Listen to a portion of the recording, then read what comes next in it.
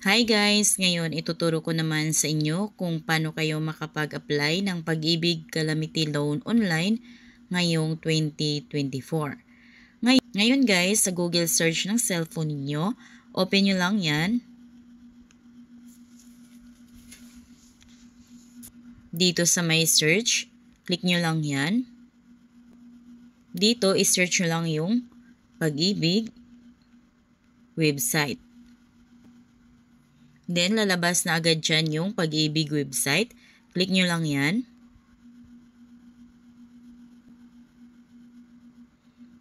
Then, pag lalabas yung ganyan, hintayin nyo lang.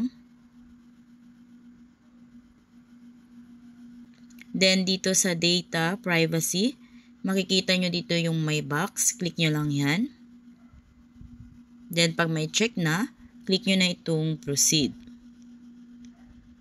Then, dito, scroll nyo lang pababa, makikita nyo dito yung e-services. Under e-services, makikita nyo dito yung short-term loan application. Click nyo yan. Then, dito sa data privacy ulit, click nyo itong may box. Then, pag may check na, click nyo na itong proceed. Dito, bago kayo makapag-apply ng Calamity Loan online, kailangan may mga ihanda muna kayong mga requirements. Unang requirements na ihanda ninyo is your loan application form. So, itong form na ito is dapat naka-scan copy o kaya at pinicturean nyo na yung application form. Wala pa kayo nitong form, click nyo lang ito.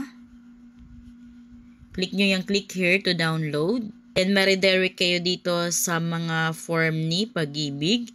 So, dito makikita nyo kung anong klaseng mga form ito. So, dito membership. Scroll nyo pababa, hanapin natin yung form sa mga loan. Ayan, so nandito na tayo sa short-term loan form. Hanapin natin yung Calamity Loan Application Form. So, ito na yon.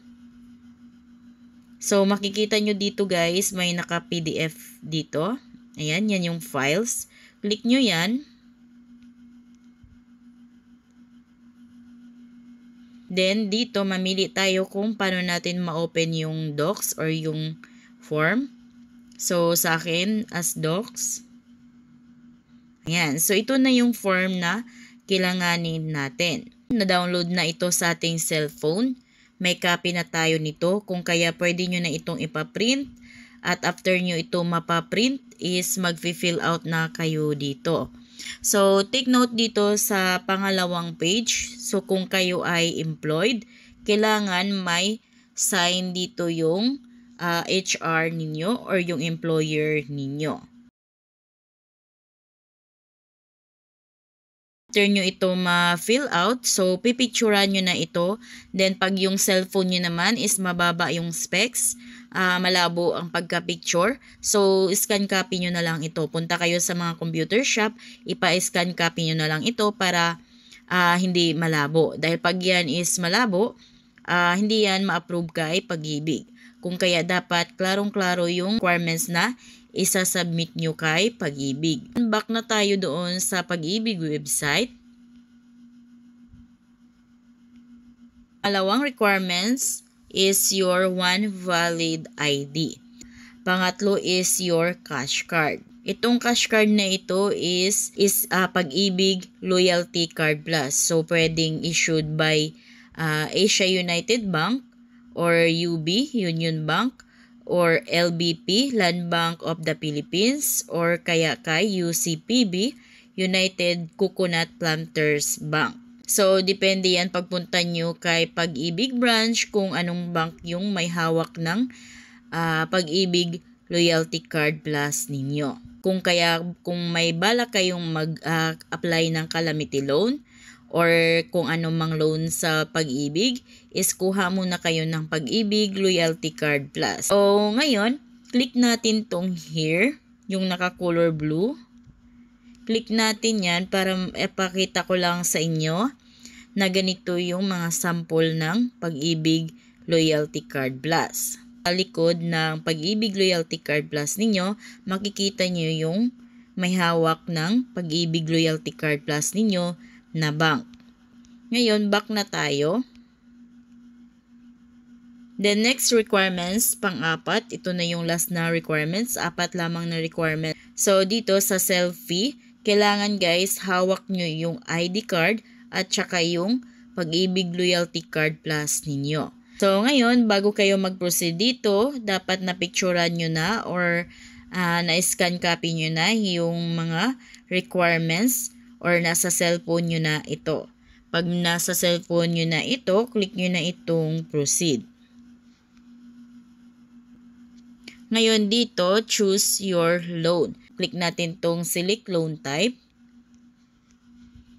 Then dito, piliin nyo yung calamity loan. So, ang calamity loan guys, updated dito. Makikita ninyo kung ano lang na lugar yung pwede, kung ano lang yung calamity at saka lugar na pwede makapag-apply ng calamity loan. So, dito, ito lang yung pwedeng makapag-apply ng calamity loan. So guys, dito kayo mamili. May nakalagay dyan na 2 or 3 years. Dahil yan is piliin ninyo kung anong gusto ninyong terms of payment. Kung 2 years ba or 3 years. So dito guys, di ko na isa-isahin kung ano yung mga lugar na pwedeng makapag-apply ng calamity loan. So i-check nyo na lang sa cellphone ninyo kung ano yung mga lugar na pwedeng makapag-submit ng calamity loan online. So, kung yun lang yung nakikita natin dito, so yun lang yung pwedeng makapag-apply ng calamity loan. Dahil guys, hindi pwedeng makapag-apply kay SSS or kay Pag-ibig ng calamity loan kung wala namang calamity na naranasan sa inyo or sa area ninyo. Dahil ang calamity loan, para lang ito sa mga naapektuhan ng calamity. So, halimbawa guys, sa Eastern Samar, province of Eastern Samar, ayan, may 2 years at saka may 3 years. Anong pipiliin nating terms of payment? So, kung halimbawa gusto nyo mas mabilis lang yung pagbabayad nyo ng calamity loan ninyo, so piliin natin tong 2 years. Click natin yan. Then, lagay natin dito yung membership ID number natin. So, ito yung MID number natin. Then, ayan, nalagay ko na yung Pag-ibig MID number ko. Ngayon, validate your Pag-ibig MID number. Click natin yan. Then, makita nyo na agad yung details ninyo, like yung complete name ninyo, at yung membership type ninyo, at kung saang branch kayo. So, dito, fill out nyo lang yung cellphone number ninyo dito, lagay nyo, at saka landline, pero kung wala is, wag nyo lagyan. Then, your email address. So, dito sa mobile number at saka email address is required yung lagyan. Itong landline is pwedeng hindi lagyan. Ayan, nalagay ko na yung cellphone number ko at saka yung email ko. Ngayon, click na natin itong next. Then, dito, click OK. Ayan, then dito, mag-send ng OTP code sa inyong cellphone number. Si Pag-ibig, kaya hintayin nyo lang. Click nyo itong OK. Pagka-click nyo ng OK, maghintay kayo ng OTP code na galing kay Pag-ibig. Ayan, so ayan na yung OTP code. The OTP code is 1959. Ayan, and then click proceed. Ayan, so ayan, then dito scroll nyo lang pababa. Then, dito sa cash card, click nyo lang itong select cash card. Dito guys, ito lang yung pwede nyong magamit. Kung ano yung hawak ninyong Pag-ibig Loyalty Card Plus, yun yung pipiliin ninyo. So, check nyo yung likod, kung anong bank ang may hawak ng Pag-ibig Loyalty Card Plus ninyo. So, halimbawa, ang may hawak ng Pag-ibig Loyalty Card Plus ninyo is Union Bank. So, click natin yung Union Bank of the Philippines. Ayan. Next is the cash card number. So, ang cash card number is nasa likod ng Pag-ibig Loyalty Card Plus ninyo. So, yan yung ilalagay nyo dito. Ayan guys, nalagay na natin yung Pag-ibig Loyalty Card Plus number natin. Click lang natin itong check cash card status. Ayan, makikita na agad yung status ng Pag-ibig Loyalty Card Plus ninyo. Next is, ito na tong go to last step. Click nyo lang yan. Then dito, click natin tong proceed. Dito, ito na yung pag-upload ng mga requirements natin. Then number 1, so ito na yung loan application form or Pag-ibig Calamity Loan Form. Ito yung front side, so yun yung pinakauna. Ngayon, click nyo lang itong upload photo. Then click files. Then hanapin nyo lang dito yung Calamity Loan Application Form na pinilapan ninyo. So, hintayin yung mag-green yan. Pag ibig sabihin is, na-upload na. Ayan, so naka-green na, kaya okay na yan. Then, number 2. So, sa mga hindi employed dyan, Declaration of Income yung i-upload nyo dito.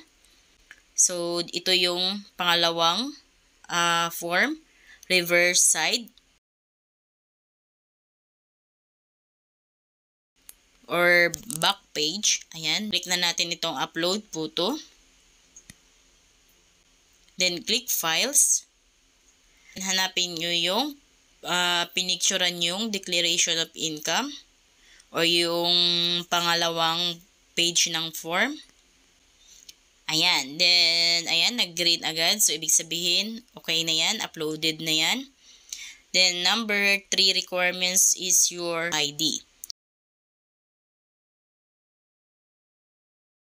Ayan, so dapat maganda at klarong-klaro din yung pagka-picture ninyo sa inyong valid ID. Click nyo lang tong upload photo. Then click files. Then dito hanapin nyo yung pinicturean yung ID ninyo. Ayan, nakalagay green na, so uploaded na, naka-upload na. Next is the selfie photo. Hawak natin yung valid ID and Pag-ibig Loyalty Card Plus natin. Ayan, so click natin itong upload photo. Then click files. Then dito, hanapin natin yung selfie photo natin. Ayan, naka-color green na. So, ibig sabihin, naka-upload na yan. Ayan, so okay na yan. Naka-upload na, naka-color green. So, double check nyo kung naka-color green na yan para makapag-proceed kayo dito. So, pag naka-color dilaw pa yan, so uploading pa lang yan. Hindi pa yan naka-upload. Kaya, hintayin nyo. Click nyo na itong submit. And then, click OK.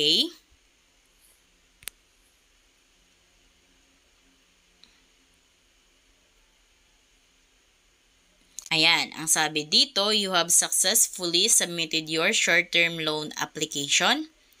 Ayan, so, ayan guys, so maghintay tayo na mag-update si Pag-ibig sa ating loan application. Maghintay na lang kayo ng text ni Pag-ibig kung rejected by yung application ninyo or approved. So, ganun lang guys kung paano mag-apply ng Pag-ibig Calamity Loan online. So, kung kayo ay bago sa aking vlog, please consider to subscribe para updated kayo lagi sa mga informative na mga videos. So, thank you for watching!